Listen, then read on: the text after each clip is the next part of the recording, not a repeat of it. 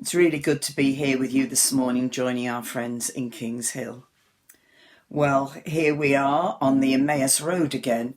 It's a familiar passage that is found often post-Easter, but only I wonder if this year this Emmaus Road story is different. You see, this scene is suddenly deeply attractive. There are two people travelling along, maybe husband and wife, Cleopas and Mary, and they're on a long country walk, 7 miles from Jerusalem to their home in Emmaus. You see, there's no social distancing here. There's no face masks in this picture, no hesitation to talk closely together. There's no crossing over to the other side of a road when a stranger joins them and interrupts their conversation. Oh, I don't know about you, but I really long for that time when we can have such freedom. But as we eavesdrop into their conversation, we find it's one of great sadness and disappointment. We hear above everything else that is said in their conversation 3 words. We had hoped. We had hoped that this Jesus who they had followed, this Jesus who they had heard teaching, this Jesus who they had seen challenging authorities and the status quo, this Jesus who had performed miracles and let multitudes eat. We had hoped. We had hoped that he was the one. We have here 2 people who did not run away when Jesus was arrested. They stayed. They watched him crucified. They watched him die. And they hung around in Jerusalem long enough to know that the disciples had found the tomb empty. And yet with all they'd seen, they still left Jerusalem. And now, when they thought hope was gone, they're simply returning to their home. They're going back home. We had hoped. The story really unfolds once this stranger, Jesus, joins their conversation, but for some reason they don't seem to recognise him. Was his resurrection body so very different now? But for Jesus, his work of the open tomb continues into the lives of these 2. Their own journey of loss of hope is about to be turned on its head. First of all, the Lord of the tomb opens their scriptures to them. He opens the scriptures to them that they would have well known.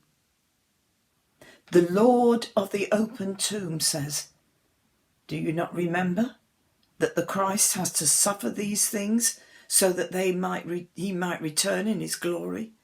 And then starting with Moses and all the prophets, he simply explains to them all the things they would have known from their childhood about how the coming of the Messiah was to be. And still the penny doesn't drop. So the Lord of the open tomb now opens their eyes. And as they sit at table, he takes bread, he blesses it, and he breaks it. And that simple act of the breaking of bread triggers something in their memory, and they remember another loaf broken at another meal. And hope's restored in the breaking of bread and wine outpoured right in front of them. They recognise this hope. And next, the Lord of the open tomb, he opens their understanding, and they find themselves thinking, did our hearts not burn within us as we walked along the road? So this Lord of the open tomb, this Jesus, opened up the scriptures. He opened their eyes and he opened their understanding that he was the Christ right here and right now.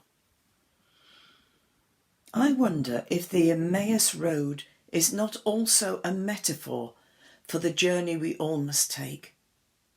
A journey where our sadnesses, our fears, our hopes are laid bare. Where the efforts of all our human hard work are seen as nothing worth. When suddenly in whatever situation we are in, Jesus walks alongside us. We're on this life journey where scripture is not simply dipped in and out on a Sunday, or even read really earnestly with determination, but where on our life's journey it is opened up by God into every area of our life, be that our celebrations as well as our night times of restless wondering when our worries simply keep us awake, where scripture truly defines our responses and feeds us so deeply that we hardly notice the length of the journey because Jesus is with us.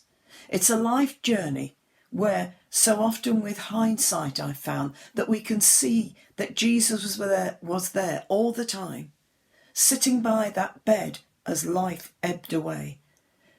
He was there when the candles were blown out on a birthday cake. He was there when unpayable bills pinged into our inbox.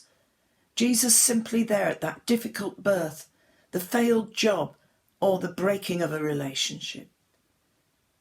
The Jesus of the empty, open tomb, revealing himself to us, just as he did on that Emmaus road, even when we find ourselves completely isolated and totally alone.